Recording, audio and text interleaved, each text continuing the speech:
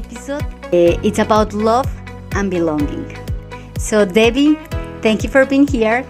Thank you, Linda. It's so great to be here. Wonderful to see you. She is a volunteer, and we work in a project. We help students to learn English, and she was a master doing that. Why are you a volunteer? I love volunteering. I really get a lot of joy from meeting new people and helping others, and me being able to teach something that I have and they don't or they want to have makes me feel really helpful and good. It brings me so much joy. When you start being volunteer? My mother and father took us to work in soup kitchens and delivering things for meals for elderly. And my mother had me cleaning a neighbor's house when I was a child for free. I was probably 10 or 12, and I would go over there on Saturdays and clean her house for her. And how was that for a girl 10 years old to clean a house of... I loved it. Yes. And the woman always made cookies while I was there, so I always got to eat cookies. And I'm one of 4 children, so to have cookies just for me felt very special, and it was worth cleaning to get those warm cookies. Oh my goodness. And for how long? For how long you did that? Oh, a few years. Yeah, until she passed away. Oh and my we goodness. would help through our church. We might go clean up somebody's yard or clean out their garages or something, and help them maintain their home. So it's really been a part of my life always. You have good experiences. What about the bad ones? Do you remember something that you said, oh my goodness, why am here? Yes. What was? One time, this woman many blocks away asked my mother if we could come over and weed her garden. So my siblings and I all went to weed her garden, and she was not watching us or supervising, and we were young kids. We pulled out everything. We didn't know what was a weed and what was a plant. We pulled out everything. Oh the lady lost her mind. She was so bad. Okay, but that was a bad one for the lady. And what about for you? Well, that did not feel good, to be asked to help and provide a service, and then to do it so poorly that the woman got so upset. Oh, that felt so terrible. I don't remember how we fixed it. I don't know if we went over and replanted everything. I don't remember. Speak Spanish? Sí, señorita. Okay. Un poco. I know enough words that if I understand your question or the conversation, I can talk around what it is I want to say. I don't have all the vocabulary, but it doesn't stop me from trying. Yeah, that's good. The more you speak, the better you get. So yeah, that's in everything. So that means like nursing start with volunteer. Yes, for sure. I just always felt really in my lane, like doing the thing that made me so happy when I was helping others. I love teaching English as a second language, and I love teaching health through the ESL, through English as a second language. I love teaching about health and wellness. The difference between being a volunteer and have the job or make the job, it's like they pay you or they don't pay you. Right. Do you have other differences or similarities? What I like about volunteering is I can pick and choose when I'm going to work and who I'm going to work with. You can see the difference when one person is a volunteer than one person is working? You should not see a difference. You should not, but do you see it? You should not. I see it when I'm out in the field. I can almost tell who is getting paid for the job and who is not. When a volunteer volunteers at a place, it's because they're passionate about that. I'm passionate about teaching English as a second language working with young adults and trying to make a difference and have them understand health and wellness and mental health. It's my passion. And when I show up, I'm ready to go. I know I'm there because I chose it. where a job, you may not love your job. You may show up and just hit the clock, try to put in your time, collect your paycheck, and go home and forget about it. When you're passionate about something, and it could be paid or not paid, but when you're passionate about what you're doing, it shows. The So love, yes, the love shows. and I love that. So that probably that was the point that I wanted to stand up here. Yes, because so that's the difference. So it's not just like one it's paid and the other one is not. Because at the end you get paid. As a volunteer you get paid, but in a different it's a different reward. It's a A different different earning. currency. Yes, a different Yes. currency. Yeah, and Yes. I think that's better, no? I believe. Yeah, I'm very lucky because I've worked my whole life. So I was able to retire and I have enough money to live. So now I can volunteer and really be in the lane that I choose and really mix it up, which is good for me. I like Wow. variety. And you couldn't And get that in one job. the passion for the Spanish came from and when? Um, well, you have to take a second language when you're in school here in the US. And Yes. when I was young, we started in seventh grade and you had to choose. You had Spanish, French, German, Latin, Chinese. And I thought the most useful language would be Spanish. And my older brother and sister were taking Spanish. So I thought we could help each other. So I chose Spanish. And my first Spanish teacher in high school was the most loving and adorable woman ever. She was an American raised in Bolivia, and her Spanish was impeccable. And she was funny and nice and engaging. And we learned so much that first year. I was hooked. It's incredible the importance of to have a good teacher, no? That can Oh, mark yeah. your pathway. Oh, Wow. absolutely. Yeah. Once you get done with your high school, you were able to speak in Spanish? I wasn't quite fluent. I mean, and I say fluent, but that would be like the level of a 3 or a 4-year-old. Okay. Where's the bathroom? Okay. Yeah, Yeah, but that's good because that's where what you need if you travel or if you go to some places, that's the most important thing that you need to know. Yes? ¿Dónde está el baño? Yes. Very good. Okay. So, so then after high school, when I went to college, I also had a language credit that I had to complete. And so you take an exam called the challenge exam, a CLEP, CLEP, and Mhm. I passed into the third level of college Spanish. So when you Wow. do that, they will not allow you to start with Spanish 1 in college. Hmm. So I had to start with Spanish 3. So I was in class with upperclassmen. They were 3 and 4 year college students. And my class was called conversation. And the woman, she said, if I ever hear you speak English, I'm going to demerit you 1 grade. You go from an A to a B if you say one word in English. I was so Wow. afraid. And then she had a party at her house toward the end of the semester. And she said, I'll be circulating and I want to hear only Spanish. Oh And my I was God. like, oh my goodness. So But that's great. it really pushed me for sure. That's great. And so that means like you were in the other side. When you volunteer helping people to learn English, you were in the other side, so you can understand a little bit more their situation. Oh, absolutely. Okay, I want to talk about that. So I want to ask you about every time that you go to speak with Spanish speakers or French speakers or people that has their main language is another one. How do you feel? I am a people person and a nurse. And so I think I'm naturally drawn to people and who I want to know who they are. I want them to feel safe in my presence. I want them to feel seen in my presence. So I don't know if I'm the right person to ask, but about, Yeah, when yeah. I see someone from another country, I embrace you.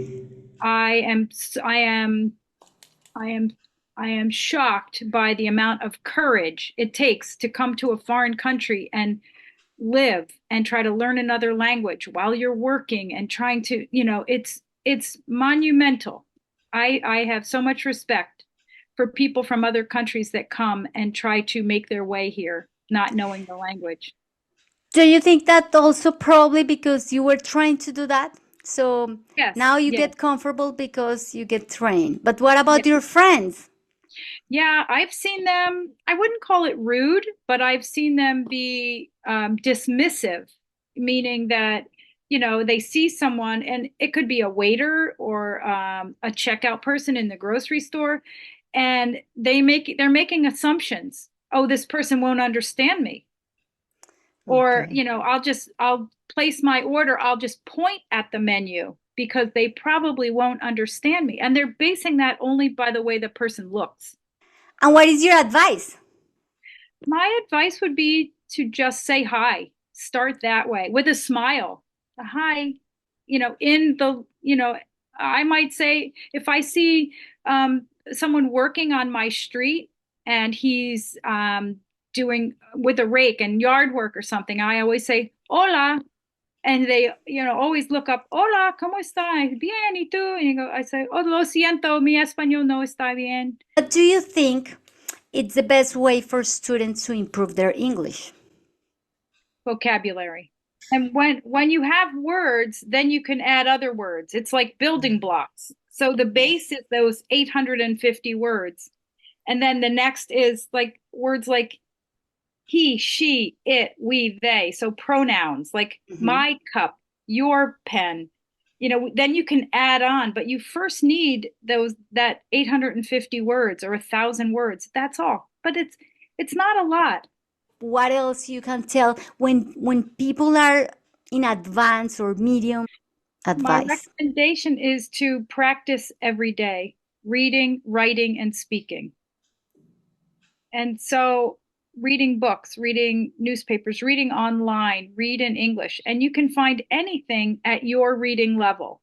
You can find stories for first graders, so stories for 5-year-olds, 6-year-olds. You can go to the library, but you must practice. Yeah, you need to use it. If you don't use it, so you lose it. The most beautiful stories. Story that you said, "Oh, I love this story," because um, I would say working with some young guys that are here in the US that came alone and they're late teens, early 20s. And in the classroom, they didn't know each other when they started. But I'm going to cry just talking about it. oh my god. But um, just what we do in the classroom and how we try to reach them on a personal level, these guys got to know each other. And then they started hanging out outside of our program.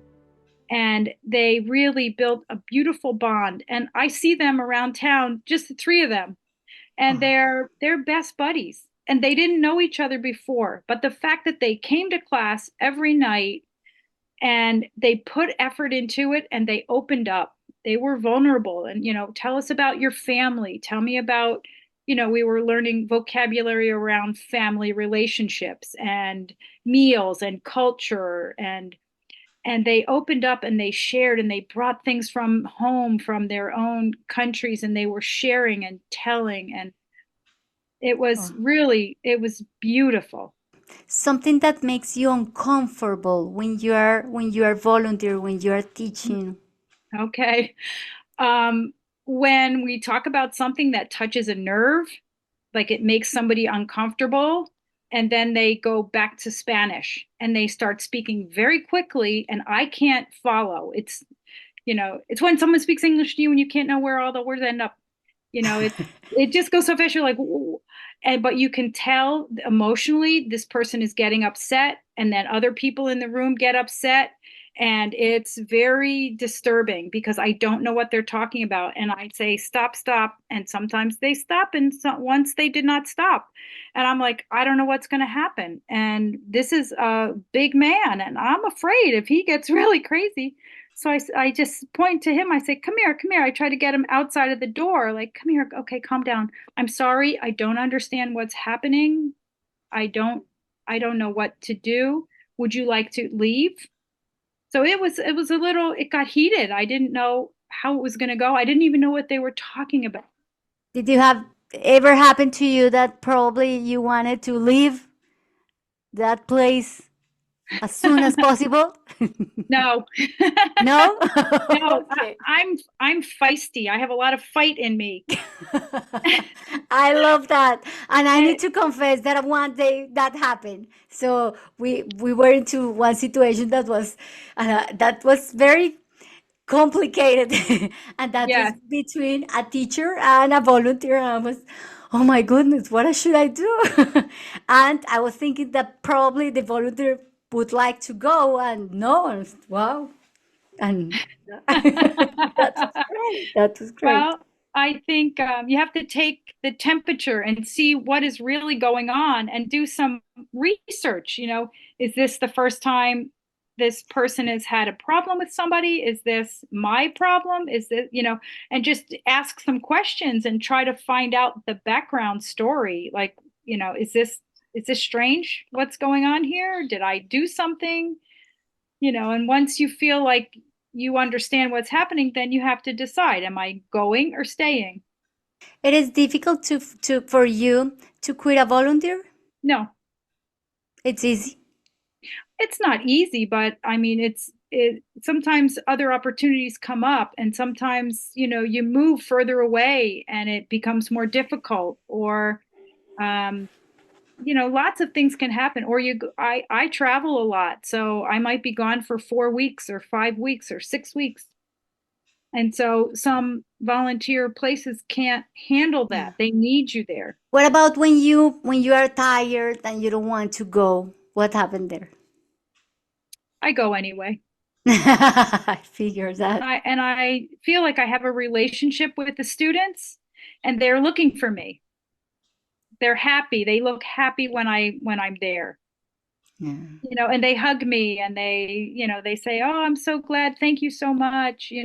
They're appreciative. So I know they like me being there. So but that Yeah. commitment, I don't want to let them down. Yeah. And you're changing many lives. So sometimes with only one word, you are changing their lives. So it's Well, they incredible. changed my life too. I know people that they just came 1 month ago or 3 months ago and they are working hard in their English. And I know people that they are here for 20 years and they don't speak. What's your thought about this? I think the people that come and they dive in and they get plugged in and they get a job and they're trying to learn English and they're motivated, things are going well in their life. Like they came from a stable place, they're loved and supported, they feel they're not afraid. And people that have been here a long time, maybe they're more timid and they're embarrassed and maybe they're busy with their families and they have a job where they don't have to speak English. So lots of things happen, but it comes down to maybe some grit, like some inner drive. Like I want to learn English because I want to get a better job. I want to be able to read what's happening in English. I want to be able to converse with people. What is driving that? There's lots of things that drive whether somebody comes and plugs in and learns English or, just sort of, makes their way slowly. You said a really good point. Like, finally, your life is the consequence of your actions. Yes. Yeah. So if you took the risk, if you're so brave to move, because move from one country, especially to another one, Oh, so it's much courage. Yes. yes. So, but that means like you will need to do something else, not just to move, not just to go to work. It's also you need to grow. And the best way Yes. to grow is to communicate when you communicate with others. Yes. Yeah. Yeah. Yeah. So that's great. One thing I love about the Spanish culture is how tight their communities are. Like when you go to the beach on the weekend, you see groups of 20 and 30, and they're playing music and they're cooking and they're dancing and they're just having a ball. That is so important to feel connected to your community. But you also have to make your way here in the States and, become the best person you can be. And part Yes. of that is learning English so you can communicate outside of your group. So do you feel part of both communities, the Spanish Uh, community and the I English? wish I can hang. I can hang, but I'm not that good of a salsa dancer yet, and my Spanish is pobre. So Well, I think I love the Spanish culture. I love Spanish people. what are the strengths of Spanish speakers? Um, they have huge hearts. Okay. They love well. And I'm generalizing, but Yes, you that's you right. can feel their humanity. You can see it in their soul, in their eyes. They're easy to smile. They laugh at each other. They don't take things too seriously. They're really really committed to their families. Are the strengths of American people? I think we have a good economy. I think when you get a job in the US, it's your job until you mess up. I think there's a lot of stability here. I think our legal system is strong. I think our police system is strong and mostly fair. I think the school systems are good and solid. There are a lot of good things, That's great. and That means the combination, so yeah, we can create a really wonderful place to live. Yeah. I think one of the most important things is that to understand that coming to the US, getting here, arriving on the soil is just the beginning of your journey. That the journey, really, the journey to become a citizen and a person who feels comfortable in this country starts then. When you hit the soil and you say, where do I plug in? How do I find a job? Where do I learn English? And this is the second part of your journey. That's Yes. really important. It's not over when you get here. Yeah, it's a beginning. Yes. So that's Yeah. life. Wow. But Wow. just like for Americans too, people who grew up here, like you have to go to school, you have to learn English, you have to get a job, you need to learn skills. Like we're not just born here and did just sit here and, wait for things to happen for us. We have to work hard. And and I believe like successful people, everybody does the same. You Yes. always think like regular people do the same, and successful people, they are special. They are special because they are all doing exactly the same. They are Mhm. doing the job, they are working, they are exposing themselves to their businesses, to their people, whatever they are doing. But they have something in common, and they know that they need to work, they need to grow, they need to learn. What's your next step? So I know that you are retired, but what's your plan? Do you have a plan? I think about my plan all the time. I have a journal and I write in my journal, especially if I get an idea about something. And then I'll go back to that page where I put that idea and I'll add more ideas. So I am constantly working on my thoughts. And then another thing I do is post-it notes. Um, I I use these notes. Hmm. I use these notes to motivate myself and to put my goals up so that they are always in my sight. I'm here at my desk and I am always looking at them and working on them. They're always in my mind. For the next I, 5 years, 10 years? yeah, I have a few plans. I always have a plan. I have a yearly goal. I have 5-year goal.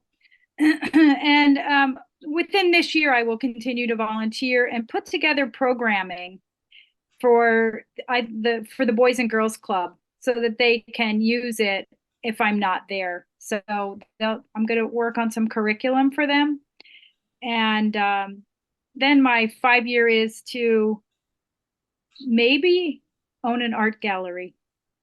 Wow. What do you like to read? Uh, I'm a boring reader. I read Why? mostly self-help and health and wellness books. I love that books. That's the books that I Yeah. love. So I'm boring also. Am I boring? Join the club. What habits do you have? What's your uh, daily habits? I go to bed early, maybe 10, and I'm up at 6. So I love to see the sunrise. Even if I'm not out at the beach, I can see part of it from my backyard. So I'm always outside with a cup of matcha or coffee by 6:30 in the morning. And I usually pray and meditate at that time and just feel, think about things I'm grateful for as the sun is rising. And then I get to work and I'll go through my emails and send out emails and whatever I'm working on. Then I usually exercise at 10 a.m. I go to class because if I didn't go to class, I probably wouldn't do it. Mhm. So I need that structure. Mhm. Uh, and then the volunteering usually starts at 1 or 2 in the afternoon, sometimes 3 to 5. So you volunteer every day 2 or 3 days for a week. And then I'm walking during the day. I have a dog, so I usually walk a few miles. And then I have a bike, and a little cart on the back of the bike. So I usually put the dog in there and we bike ride almost every day and up over the bridge and out to the beach. And what do you like to eat? I'm pretty healthy. I'm kind of boring. My breakfast is usually hard boiled eggs or yogurt with some fruits and vegetables. And then lunch is usually a salad with protein. Dinner could be salad or cooked greens and some protein. Then the good stuff at What night, is? the chocolate. Oh my goodness, I love chocolates. Oh my I do goodness. too. I'm part of your club. And What do you then like to drink? I drink water most of the time. I'll have a glass of wine or two, maybe 3 or 4, 3 nights a week, 2 or 3 nights a week. Yeah, I don't drink a lot. Mm, Don't but smoke. Yeah, so I'm healthy pretty healthy. and healthy boring? No, Ah, that's good. That was you a know good what? answer.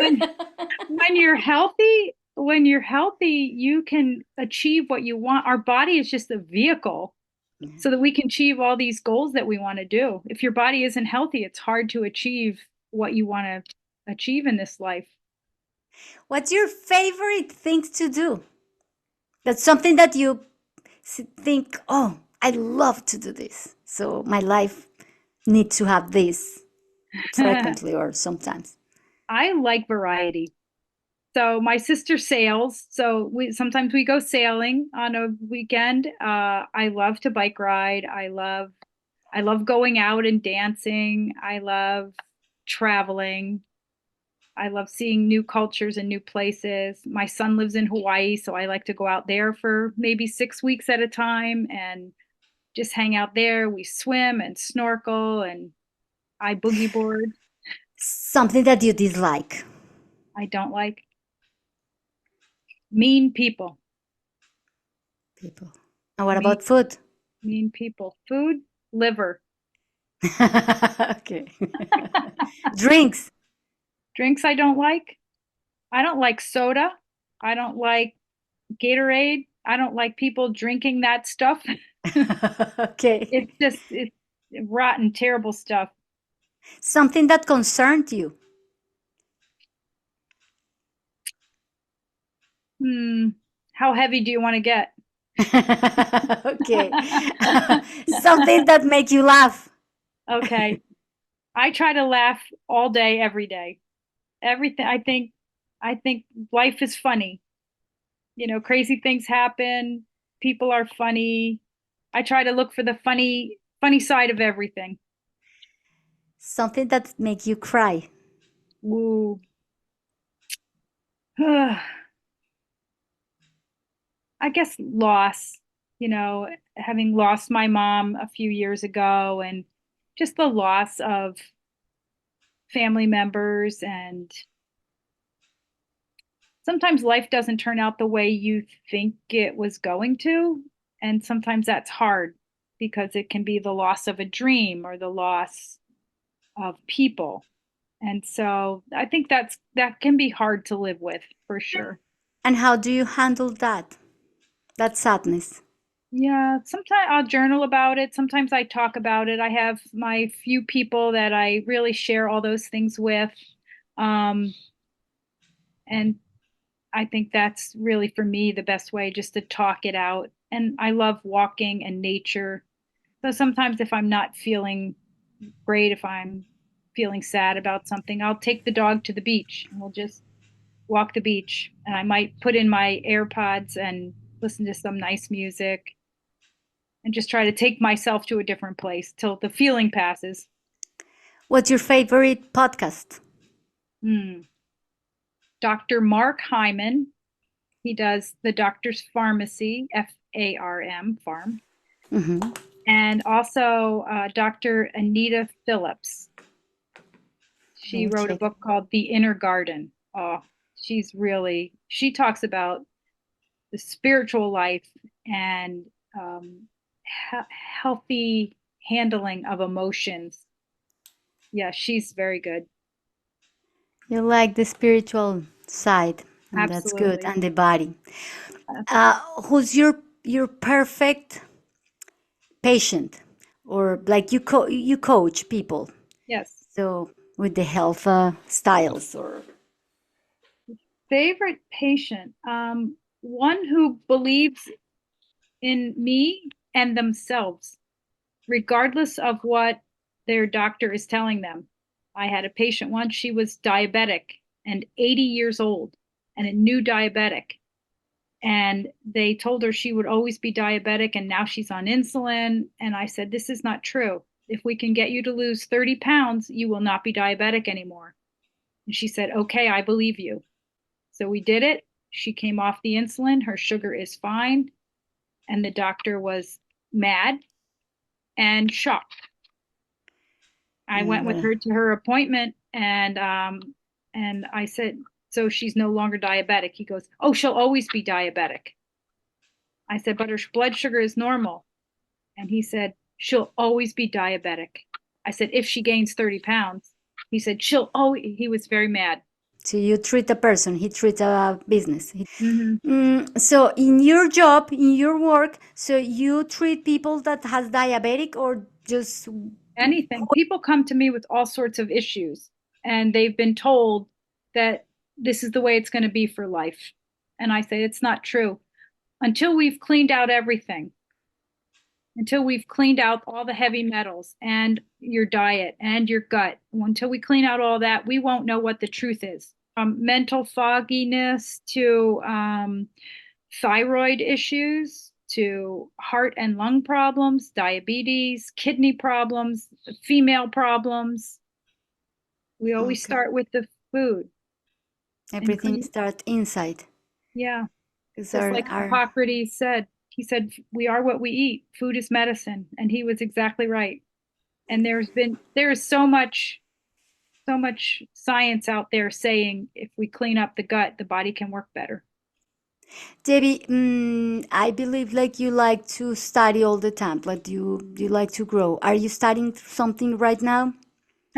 Right now, I am studying the quantum field, and how our mind is a huge aspect of our healing. Wow, Joe Dispenza? Yes, Joe Dispenza. Wow, I love it. Yeah. Wow. Because you can heal somebody. You can get their gut working better. You can get them feeling better. But there's a lot of psychological baggage that has to go in order for them to live their best lives. Wow. Yeah. Okay.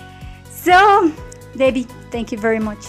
I love you. Thank you, Linda. I love you. Thank you so much. Oh, thanks for having me. No, you're welcome. Buenos días. Buenas noches. Oh yeah, no. Hasta luego. Say hasta luego. Hasta la vista, baby.